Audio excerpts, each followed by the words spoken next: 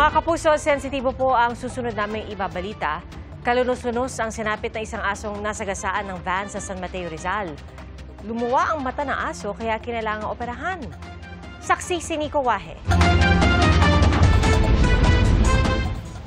Gabi nitong November 1, makikita ang pagmamaniobra ng van na ito sa may Pelbel Street, Barangay Santa Ana, San Mateo, Rizal. Habang nagmamaniobra, makikita rin ang isang asong nakahiga sa gilid ng kalsada. Nang makamaniobra, makikita ang distansya ng van at ng aso. At kung tatantsahin, dapat ay makikita ng driver na may aso sa harap niya. Maya-maya, dire-diretsyong nagmaneho ang driver. At ginulungan ng nakahigang aso. Huminto pa ito, saka umatras. Habang tila nangingisay ang aso, ang driver, imbes na iwasan, umabante kung nasaan ang aso, umatras ulit. Huminto pa saglit ang driver, saka tila tinignan pa ang aso bago umalis. Ayon sa may-ari ng aso na si Bea, walang tao noon sa kanilang bahay at hindi nila alam na nakalabas ang 7 taong gulang na asong si Mama Dog. Last November 1, nasa sementeryo po kasi kami. Nag-visit po, tapos may business rin po kami. So wala pong tao sa bahay. Ngayon po yung dog po, si Mama Dog. Dito lang naman po talaga siya sa house. Yun nga lang po, nakalabas po siya nung araw na yun kasi wala nga pong tao, hindi po naipasok agad. Si Mama Dog, buhay naman matapos masagasaan. Pero dahil nagulungan ng ulo, lumuwa ang kanyang kanang mata.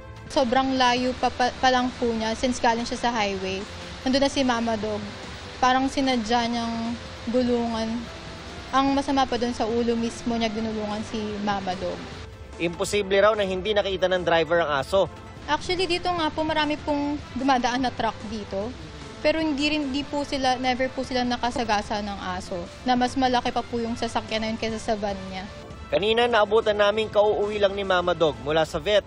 Tinanggal na ng tuluyan ng kanyang kanang mata para hindi maimpeksyon. Buntis din ang aso at sa kabutihang palad ay hindi naman naapektuhan ng kanyang pagbubuntis. Nag-file na raw ng report sa pulis si Bea at nakikipag-usap na rin sa LTO para malaman ang pangalan ng driver ng van. Nakuha raw nila ang plate number nito. Ayon sa Animal Kingdom Foundation, sakaling mapatunayang sinadya ng driver ang pagsagasa, may mabigat daw siyang kahaharaping kaso sa ilalim ng Animal Welfare Act. Kung talagang ito ay sinadya na, papasok pa rin dyan ang ating Animal Welfare Act kasi yung pagsagasa mo, which is also intentional, no, ay meron kang intent to hurt, intent to commit yung pagpamalupit na tinatawag natin. 1 taong pagkakakulong na may multang hindi lalagpas sa 50,000 pesos ang kaharapin ng driver. Posible rin daw ma-revoke ang lisensya ng driver.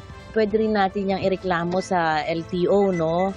Pag nagreklamo tayo doon, syempre, magpapataw din ng penalty ang ating regulatory body at pwede siyang matanggalan ng lisensya. Handa rin daw magsampa ng kaso ang AKF laban sa driver ng van. Para sa GMA Integrated News, Nico Wahe, ang inyong saksi. Mga kapuso, maging una sa saksi.